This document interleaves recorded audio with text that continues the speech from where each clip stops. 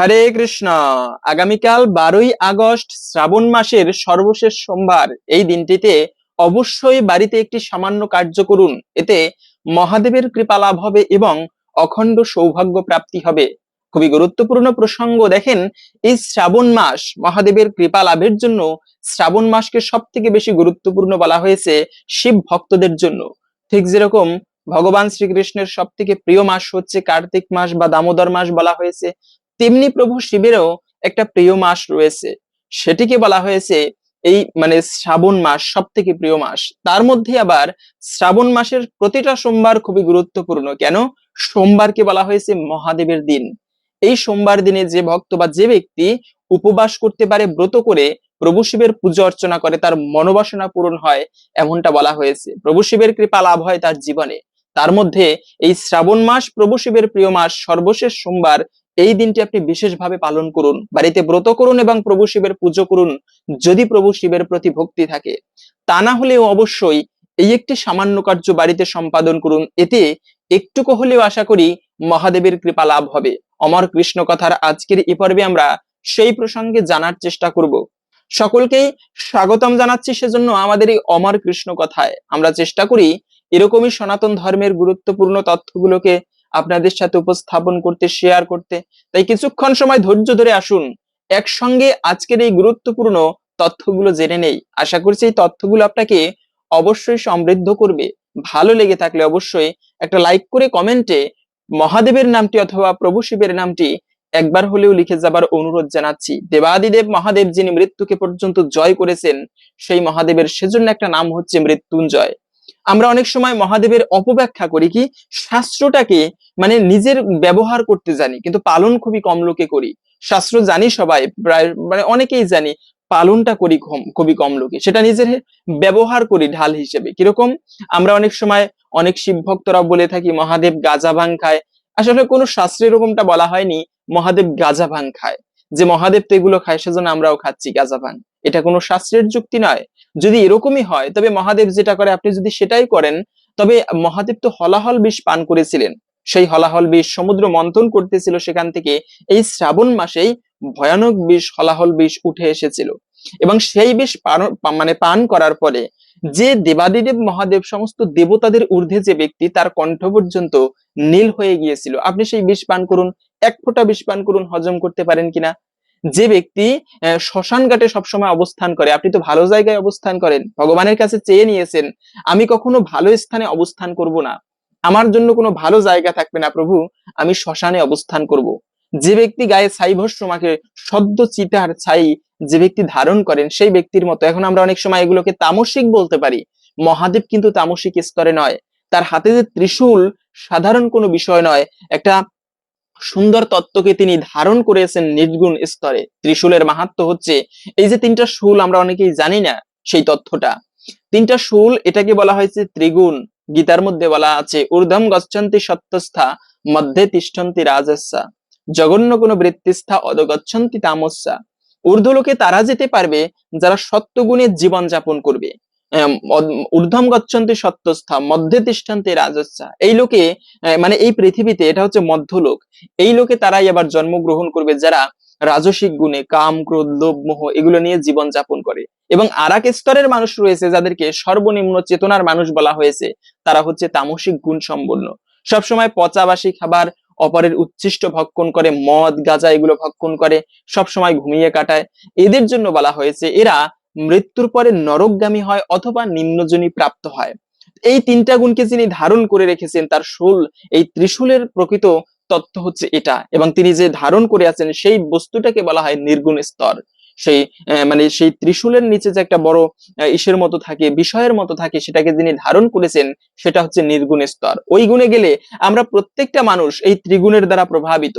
কিন্তু এর উপরে সব থেকে আর একটা গুণ রয়েছে যেটাকে বলা হয় নির্গুণ স্তর। সাধনার চরম স্তরে গিয়ে মনি ঋষিরা যখন সিদ্ধি লাভ করে, তখন সেই গুণকে তারা লাভ করতে পারে। সেজন্য সেই মহাদেব সাধারণ কোনো বিষয় নয়, যার হাতে ডমরু থাকে। এই ডমরুকে কিসের প্রতীক বলা হয়েছে? ডমরু হচ্ছে ধ্বনির প্রতীক। প্রত্যেকটা মানুষের দৈব শব্দ, দিব্য শব্দ উচ্চারণ করা উচিত। যে ধ্বনি উচ্চারণের মাধ্যমে ব্যক্তি দিব্যতা প্রাপ্ত হয়। যে ধ্বনি, এই যে পৃথিবী বা এই ব্রহ্মাণ্ডের যখন শুরু হয় বা সৃষ্টি হয়, সর্বপ্রথম ব্রহ্মাণ্ডের শব্দ ছিল তপ, মানে ওম শব্দ ছিল। এটা হচ্ছে এই ওম শব্দ, পবিত্র শব্দ। সেই পবিত্র ধ্বনি, ডমরু মানে হচ্ছে ধ্বনি। জীবনে প্রত্যেকটা ব্যক্তির জীবনটা শুরু করা উচিত প্রভাতকাল ঘুম থেকে উঠেই আমাদের পবিত্র ধ্বনি দিয়ে ভগবানের দিব্য মন্ত্রের মাধ্যমে শুরু করা উচিত। যে মহাদেব পঞ্চমুখে রাম নাম জপ করে, খুবই সুন্দর বলা হয়েছে মহাদেবের তথ্যকে। এবং তৃতীয়ত হচ্ছে তার কণ্ঠে কেন সাপ বিরাজমান, সর্প কেন, এর মাধ্যমে বলা হয়েছে যে ইরা পিঙ্গলা সুশর্মা, জীবনে এই কুণ্ডলীকে, ব্রহ্মকে রক্ষা করা উচিত, এটাই তার প্রতীক। আর আবার আমরা অনেক সময় এই তথ্যটাকে ভুল বলে ব্যাখ্যা করি। সনাতন ধর্মে আমরা বেশি বেশি অপব্যাখ্যা করতে জানি। কি, এই যে শিবলিঙ্গের আমরা পুজো করি, এটা তো সাধারণ শিবলিঙ্গ। আরে লিঙ্গের পুজো করা কোন শাস্ত্রীয় বিধান আছে, বিভিন্ন ভাবে যুক্তি দেখায় না। এই যে বিশেষ করে কবিগান, যদিও আমি কোনো কিছুকে হেয় করার জন্য বলছি না, কিন্তু খেয়াল করে দেখবেন যে কবিগানের মধ্যে মানে বিকৃত করে উপস্থাপন করা হয় এক পক্ষ অপর পক্ষকে পরাজিত করার জন্য, মানে লড়াই, তর্ক। তর্ক অপ্রতিষ্ঠ শ্রুতয়া বিভিন্ন, তর্কের দ্বারা কখনো প্রকৃত সিদ্ধান্তে আসা যায় না। সেজন্য নানা মুনির নানা মত কথা রয়েছে। তর্ক অপ্রতিষ্ঠ শ্রুতয়া বিভিন্ন নাসা বিসেরিয়াস্য মতম না ভিন্নম। এখানেই বলা আছে বিভিন্ন মুনির সেজন্য মতম ভিন্ন হয়, মতগুলো ভিন্ন হয়ে থাকে। এই জন্য তর্ক করা কখনো উচিত নয়, শাস্ত্রের সঠিক সিদ্ধান্তকে উপস্থাপন করা উচিত। বিশেষ করে দেখি কবিগানের মধ্যে এক পক্ষ অপর পক্ষকে পরাজিত করার জন্য শাস্ত্রের তথ্যগুলোকে বিকৃতভাবে উপস্থাপন করে, এটা কখনো করা উচিত নয়। অনেক সময় বলে থাকে যে শিবলিঙ্গের পুজো করি, এটা তো লিঙ্গ, সাধারণ লিঙ্গের কেন পুজো করব? আরে সাধারণের সাথে তুলনা করার প্রভু শিবলিঙ্গ। লিঙ্গ পুরাণের 3য় অধ্যায়ের প্রথম দিকে বলা আছে লিঙ্গ মানে হচ্ছে প্রতীক, আর শিব মানে হচ্ছে মঙ্গল। মানে শিবলিঙ্গ মানে হচ্ছে মঙ্গলের প্রতীক। শিবের পুজো করার ফলে কেবল নিজের জীবনে মঙ্গল হয় না, বলা হয়েছে সমস্ত লোকের, জগতের মঙ্গল হয়ে থাকে মহাদেবের পুজো করার ফলে। কিছু কিছু মনি ঋষি তারা ভগবানের পরব্রহ্মের উপাসনা করতো না, তারা কেবল মহাভারতে উল্লেখ পাওয়া যায়, তারা শুধুমাত্র প্রভু শিবের ভজনা করত, তার উদ্দেশ্যে প্রার্থনা করত। এভাবে তারা মুক্তি লাভ করতে পারে। মহাদেবের শরীর হচ্ছে কর্পূরের মতো, এত সুন্দর দেখতে মহাদেব। আমরা সাধারণত চিত্রপটে বা ছবিতে যেরকম দেখতে পাই, এরকম কিন্তু মহাদেব নয়। মহাদেবের শরীরটা হচ্ছে কর্পূর যেরকম ধবধবে সাদা একেবারে, তো মহাদেবের শরীরটাও ওই রকম একেবারে কর্পূরের মতো, এত সুন্দর দেখতে সেই মহাদেব। তার লোকে যে ব্যক্তি যায়, সে ব্যক্তি নিত্য সেখানে অবস্থান করে। কোনো যমদূতের সাধ্য নেই মহাদেবের উপাসকের কাছে যেতে। সে ব্যক্তি অন্তিমে এই জন্ম মৃত্যুর চক্র থেকে মুক্ত হয়ে মহাদেবের লোকে, শিবলোক বলা হয়েছে, যে লোক চিন্ময়। যদিও ভগবানের লোক হচ্ছে চিন্ময়, ভগবানই একমাত্র মুক্তি দিতে পারে, কিন্তু আরেকজন ব্যক্তি, আপনারা হয়তো বা যারা তথ্যগুলো একটু জানেন তারাই কথাটা ভালোভাবে বুঝতে পারবেন, যে এই মহাদেবের লোক হচ্ছে চিন্ময় লোক। সেখানে গেলে আর এই জগতে জন্ম মৃত্যুর চক্রে আবদ্ধ হতে হয় না। সেই মহাদেবের যারা উপাসনা করে, অনেকে বলে থাকে যে আমাদের বিভিন্ন মনস্কামনা থাকে, সেই মনস্কামনা বা মনোবাসনা পূরণে কি করতে পারি? 16 সোমবারের ব্রত করুন। যে ব্যক্তি 16 সোমবার ব্রত করতে পারে, তার বিশেষ মনস্কামনা মহাদেবের কৃপায় পূরণ হয়। আবার এই যে আমরা কথা প্রসঙ্গে আসলো তাই বলে দিচ্ছি, আমরা অনেক সময় আশীর্বাদ করি যে বাবা তুমি জীবনে বেঁচে থাকো, দীর্ঘায়ু হও। সরাসরি এরকমটা কখনো আশীর্বাদ করা উচিত নয়। কেন? আমার কি শক্তি আছে আমি একটা ব্যক্তিকে আশীর্বাদ করতে পারি তুমি দীর্ঘায়ু লাভ করো? না, এরকম বলা উচিত যে ভগবানের কৃপায় তোমার জীবনে মঙ্গল হোক, ভগবান তোমার মঙ্গল করুক, অথবা মহাদেব বা বৈষ্ণবের কৃপায় তোমার জীবনে মঙ্গল হোক। কিন্তু আমার সেই রকম শক্তি নেই, আমি বলতে পারি না যে তুমি ভালো থাকো, কেননা ভগবানই একমাত্র ভালো রাখার মালিক।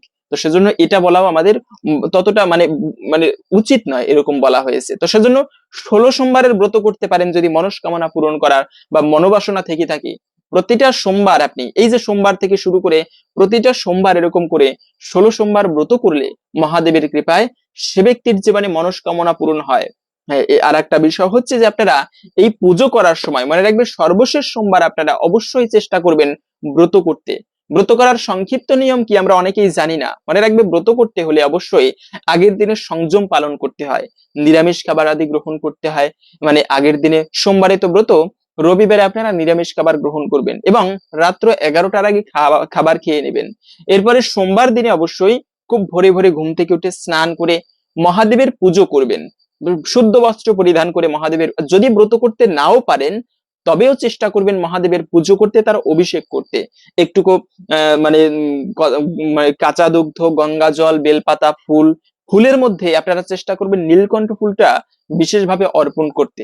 অপরাজিতা ফুলের নাম নীলকণ্ঠ হয়েছে কেন? কেননা এই ফুলটা মহাদেবের ভীষণ প্রিয়। এই মহাদেবের প্রিয় হওয়ায়, তা মহাদেবের কণ্ঠ হচ্ছে নীল, তার নাম অনুসারে এই ফুলের নাম হয়েছে নীলকণ্ঠ ফুল। সেজন্য অবশ্যই চেষ্টা করবেন নীলকণ্ঠ ফুল আপনারা প্রভু শিবকে অর্পণ করতে। এভাবে করে সেইগুলো দিয়ে আপনারা সংক্ষেপে হলেও পুজো করবেন। যদি নিজে পুজো করতে না পারেন, তবে সেক্ষেত্রে যে মন্দিরে পুজো হচ্ছে মহাদেবের, সেখানে যেতে পারেন। অনেক সময় প্রশ্ন করতে পারেন যে মহাদেবের যারা ভক্ত তারা তো মহাদেবের পুজো করে, কিন্তু যারা বৈষ্ণব, জগতে বৈষ্ণব হচ্ছে সর্বশ্রেষ্ঠ উপাসক, মহাদেবও কিন্তু বৈষ্ণব ভগবানের উপাসনা করে। এই ভগবান যত প্রকার সাধনা হয়, ভগবানের সাধনা করা সর্বশ্রেষ্ঠ বলা হয়েছে। তাহলে কথা হচ্ছে যারা বৈষ্ণব তারাও কি মহাদেবের পুজো করতে পারবে কিনা, এটা অপরাধের কিনা বা এতে মঙ্গল হবে কিনা? অবশ্যই মহাদেবের পুজো করতে পারবেন। বৈষ্ণব জগতের শ্রেষ্ঠ হচ্ছে বা প্রধান ব্যক্তি হচ্ছে শিব। বৈষ্ণবানাম যথা শম্ভু। তার পুজো করার ফলে সাধ্য সাধন তত্ত্ব সকল কিছু মিলে যায়। যারা ভগবানের চরণে ভক্তি লাভ করতে চান তারাও প্রভু শিবের পুজো করতে পারেন। যারা মুক্তি লাভ করতে চান তারাও পুজো করতে পারেন। যারা ইহজগতের মনস্কামনা পূরণ করতে চান তারাও আপনারা মহাদেবের ব্রত করতে পারেন, তার পুজো করতে পারেন। সেজন্য আপনারা এই দিনে অবশ্যই ভক্তি ভরে মহাদেবের পুজো করবেন। কিন্তু সোমবারে আমরা এই যে বেলপত্র চয়ন করি, বিল্ল বৃক্ষকে বলা হয়েছে মহাদেবের অবতার। সনাতন ধর্মে দুটি বৃক্ষকে বেশি করে প্রাধান্য দেওয়া হয়েছে। একটা হচ্ছে সর্বপ্রথম হচ্ছে তুলসী বৃক্ষ, দ্বিতীয়ত হচ্ছে এই যে বিল্ল বৃক্ষ। কেননা বিল্ল বৃক্ষ ছাড়া মানে বেলপত্র ছাড়া মহাদেবের পুজো কিন্তু সম্পূর্ণ হয় না। সেজন্য একটা বেলপত্রে এই যে মানে একটা ডাটে তিনটা বেলপাতা থাকে, একটাতে ব্রহ্মা, একটাতে বিষ্ণু, একটাতে মহেশ্বর অবস্থান করে। তাই এই জন্য একটা মানে বিষয় হচ্ছে যে সেই বেলপত্র ছাড়া কখনো মহাদেবের পুজো হয় না। কিন্তু সেই বেলপাতা কখনো সোমবারে ভুলেও চয়ন করা উচিত নয়। এবং বেলপত্র চয়ন করার সময় এরকম ভাব থাকতে হবে মনের মধ্যে যে এই বেলপাতা দিয়ে মহাদেবের পুজো হবে। যে ব্যক্তি, মহাদেব হচ্ছে বৈরাগ্যের দেবতা, জ্ঞানের দেবতা এবং তিনি ধৈর্যের দেবতা। মহাদেবকে আমরা রুদ্র বলে জানি। তিনি যখন রুদ্র মূর্তি ধারণ করে জগৎকে পর্যন্ত ধ্বংস করে দেয়, প্রলয়ের কারণ হয় এই রুদ্র রূপ। কিন্তু এই মহাদেবের মতো শান্ত ব্যক্তি, স্থির ব্যক্তি জগতে দ্বিতীয় বিদ্যমান খুবই কম। এত ভালো সাধক পঞ্চমুখী রাম নাম জপ করে এক স্থানে বসে স্থির হয়ে সেই মহাদেবের ব্রত করা, পুজো করাকে সর্বমঙ্গলময় বলা হয়েছে। রাবণকে আমরা অসুর বলে জানি, কিন্তু রাবণ ছিল মহাদেবের ভক্ত, যার কৃপায়, যার কৃপাপুষ্ট হয়ে, যার আশীর্বাদে পরিপুষ্ট মানে পুষ্টতা লাভ করে সেই রাবণ পর্যন্ত ত্রিভুবনে খ্যাত হয়েছিল, যশ লাভ করেছিল। কিভাবে করেছিল? প্রতিটা রাত্রিতে সে মহাদেবের উপাসনা করত। সেজন্য মহাদেবের পুজো করাকে সর্বমঙ্গলময় বলা হয়েছে। শিব মানে হচ্ছে, শিব শব্দের অর্থই হচ্ছে পরম মঙ্গলময় যিনি। এবং এই বেলপত্র আপনারা সোমবারে চয়ন করবেন না, চেষ্টা করবেন বেলপত্র চয়ন করে ভালো করে ধৌত করে তারপরে মহাদেবের পুজো করতে। আমরা ভিডিওর মূল প্রসঙ্গটি বলে দিচ্ছি, তবে তার পূর্বে আমরা সংক্ষেপে জেনে নিচ্ছি এই সোমবারে ব্রত করলে, 16 সোমবার যদি কোনো ব্যক্তি ব্রত করতে পারে তবে সে ব্যক্তি কি ফল লাভ করবে, সেই প্রসঙ্গে আমরা এখন জেনে নিচ্ছি। প্রত্যেককে বলবো কিছুক্ষণ সময় ধৈর্য ধরে মহাদেবের এই বিশেষ ব্রত কথা শ্রবণ করুন, এতে অনেকাংশেই এই ব্রতের ফল লাভ করা যায়। শিব একবার পার্বতীকে নিয়ে ঘুরতে গিয়েছেন মৃত্যুলোকে। সেখানে মৃত্যুপুরীর রাজা তার জন্য সুন্দর একটি প্রাসাদ বানিয়ে রেখেছিলেন এবং শিব পার্বতী ওখানেই ছিলেন। একদিন পার্বতী বললেন তার পাশা খেলতে ইচ্ছা করছে, পাশা খেলার ব্যবস্থা করা হলো। সেই সময়ে সেখানে এসে উপস্থিত হলেন এক মন্দিরের পূজারী। পুরোহিতকে পার্বতী জিজ্ঞাসা করলেন কে জিতবে এই খেলায়। পুরোহিত কিছু না জিজ্ঞাসা করেই উত্তর দিলেন মহাদেব জিতবেন। কিন্তু খেলার শেষে দেখলেন পার্বতী জিতেছেন। তখন পার্বতী রেগে গিয়ে মিথ্যা বলার অপরাধে পুরোহিতকে কুষ্ঠরোগী হবার অভিশাপ দিলেন। অনেকদিন পর সেই মন্দিরে কিছু অপ্সরা এলেন আর পুরোহিতের এই অবস্থা দেখে এর কারণ জানতে চাইলেন। পুরোহিত সব বলায় অপ্সরারা তাকে 16 সোমবারের ব্রত করতে বললেন। এই প্রথম একজন 16 সোমবারের ব্রত শুরু করলেন। ভোলানাথের আশীর্বাদে পুরোহিত সুস্থ হয়ে গেলেন। এই ঘটনা জেনে পার্বতী তো অবাক হয়ে গেল, তার দেওয়া অভিশাপ কিভাবে খণ্ডিত হলো। তিনি পুরোহিতকে এই বিষয়ে জিজ্ঞাসা করলেন আর জানলেন 16 সোমবারের ব্রত কথা।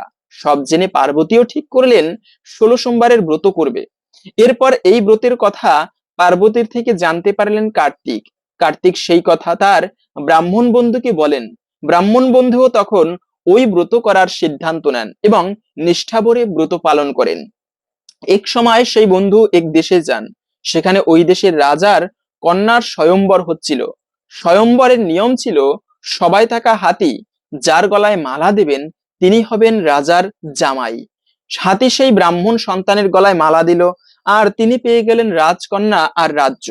তিনি বুঝলেন এই 16 সোমবারের ব্রত করার ফল তিনি এভাবে পেলেন। এরপর ফুলসজ্জায় তার স্ত্রী তাকে যখন জিজ্ঞাসা করলেন যে কেন হাতি তাকেই মালা পরালো, তখন তিনি ওই ব্রতের কথা জানালেন। রাজকন্যাও তখন ওই ব্রত করলেন, আর তার একটি পুত্র সন্তান হলো। এইভাবে 16 সোমবারের ব্রত কথা চারিদিকে ছড়িয়ে পড়তে লাগলো, এবং যে ভক্ত ভক্তির শ্রদ্ধার সহিত এই 16 সোমবারের ব্রত পালন করবে, মহাদেবের কৃপায় তাদের জীবনে সুখ সমৃদ্ধি লাভ হবে এবং অন্তিমে মুক্তি লাভ হয়।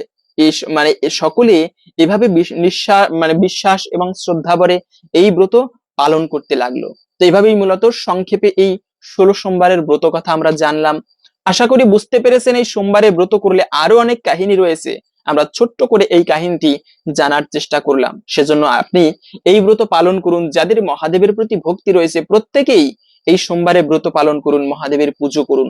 এর ফলে অবশ্যই মহাদেবের কৃপা লাভ হবে। এবং দ্বিতীয়ত হচ্ছে, কোন কাজটি অবশ্যই বাড়িতে করবেন, মনে রাখবে ভগবান এই যে অমৃত পান করার ফলে অনেক বছর জীবিত থাকা যায়। স্বর্গের দেবতারা সেজন্য অমৃত পান করে।